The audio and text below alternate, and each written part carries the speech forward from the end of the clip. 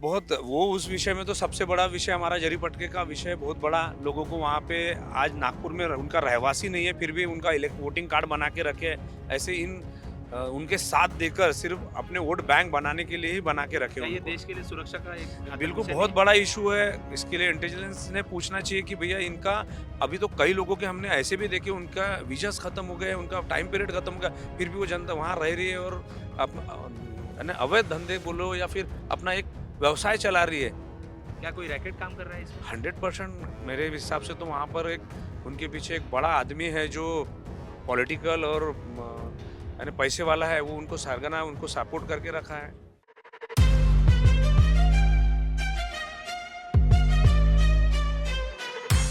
नागपुर महानगर पालिका का ये चुनाव पूरे महाराष्ट्र में सुर्खियों में बना रहता है।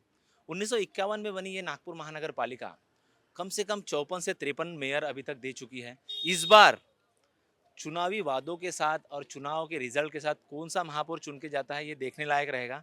हमारे साथ प्रभाग 2 के पूरा पैनल है कांग्रेस का। हम बात करते हैं कि 9 साल के बाद चुनाव हो रहा है। निधि से निपटने के लिए या फिर मेयर से बात करने के लिए आप हमेशा बात करते हैं।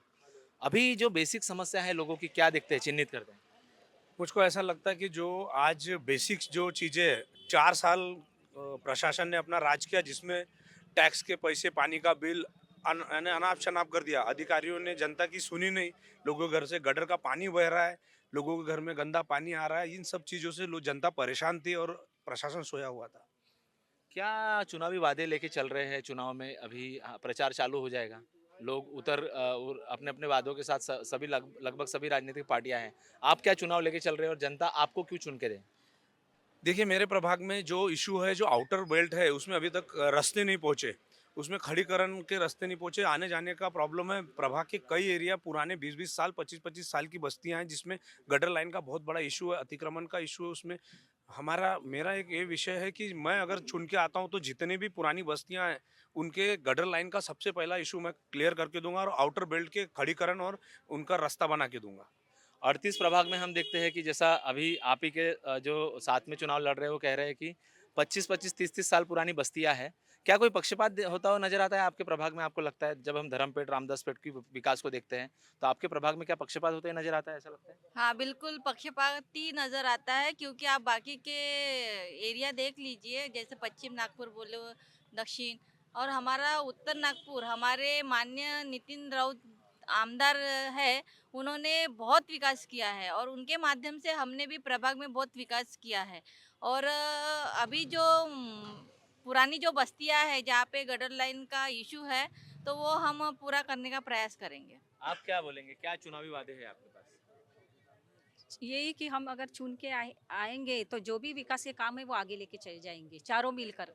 ओके। क्या समस्या देखते हैं आपके प्रभाग में आप?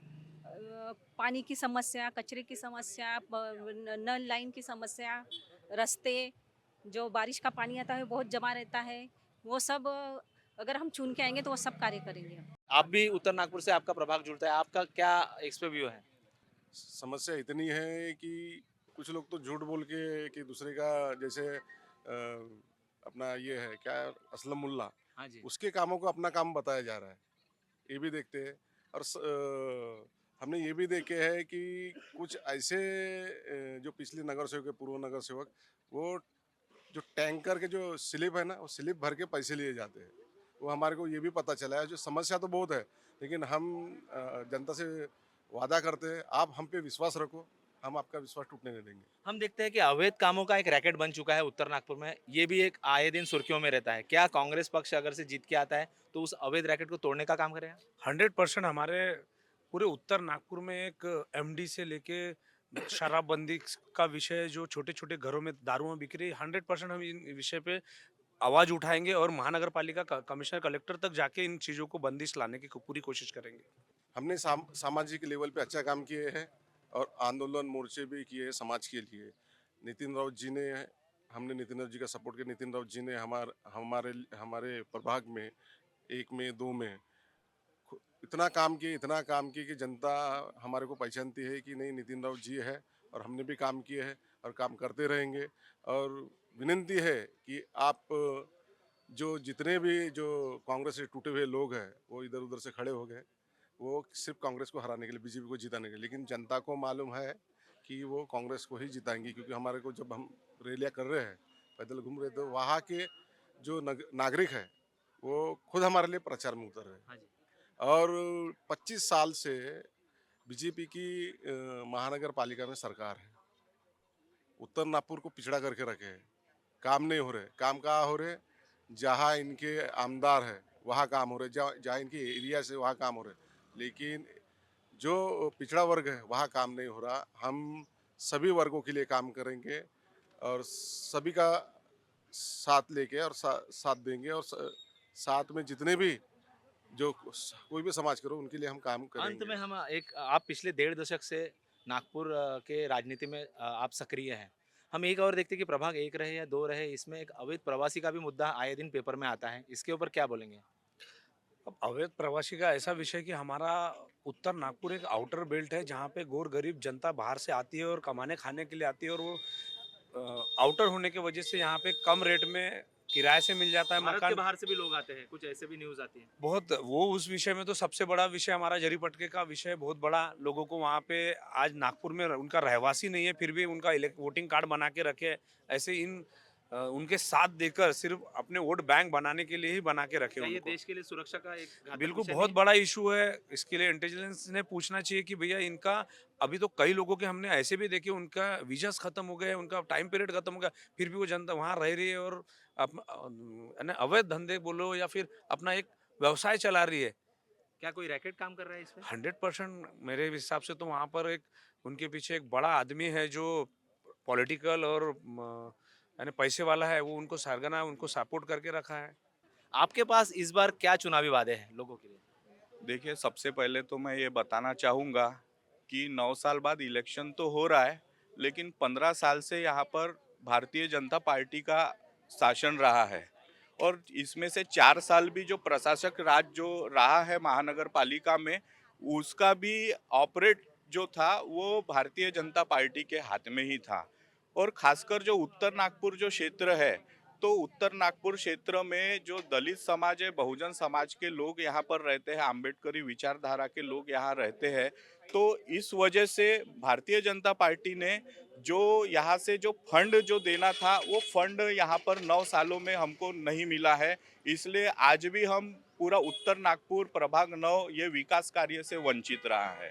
तो हमारा यही एजेंडा है कि प्रभाग 7 जो है ये हमको एक स्मार्ट प्रभाग के रूप में हमको इसको बनाना है। जिस प्रकार से महानगर पालिका के 9 साल से जो स्मार्ट नागपुर का जो एजेंडा लेके जो चल रहे हैं, तो हमको स्मार्ट नागपुर तो बनाना ही है, लेकिन उसके साथ में खास तौर पे हमको प्रभाग 7 में स्मार्ट प्रभाग करके हमको यही हमारा मुख्य एजेंडा है। अब स्मार्ट प्रभाग के रूप में पानी की जो समस्या है, इसको भी हमको पूरी तरीके से सॉल्व करना है।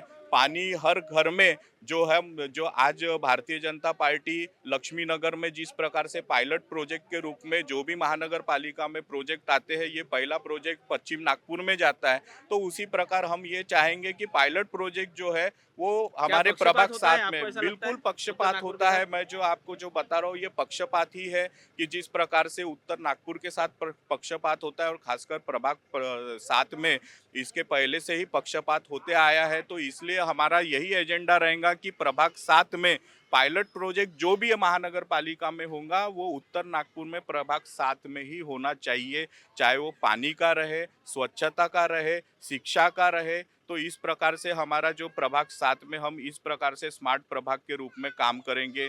साथ में यहाँ पर आपने देखा है महानगर पालिकाओं की शालाओं का क्या हाल है, तो हमारा यही एजेंडा है। हम खुद युवा है और प्रभाग 7 में जितने भी उम्मीदवार है वो युवा वर्ग से आते हैं, तो हमारा शिक्षा पे ज़्यादा भर है। तो महानगर पालिका की शिक्षा क्षेत्र में जितने भी शालाएं हैं उसका हमको इंग्लिश स्कूल के रूप में रूपांतर करना है, उसका रीडेवलपमेंट करना है, सीबीएसई पैटर्न में उसको लाना है, ताकि यहाँ के प्रभाग की ज़्यादा से ज़्यादा जो संख्या है ना शिक्षा विद्यार्थियों की, वो यहाँ से वेल एजुकेटेड हो और उनको बिना पैसों के एक अच्छा एजुकेशन मिल सके। इसमें हमारी पूरी पूरी तरीके से कोशिश आपका रहेंगी। प्रभाग का नाम बताइए। मेरा प्रभाग 7 नंबर है, ये आता है हमारा इंदौरा मायानगर लघु वेतन कॉलोनी। अभिषेक शंबरकर।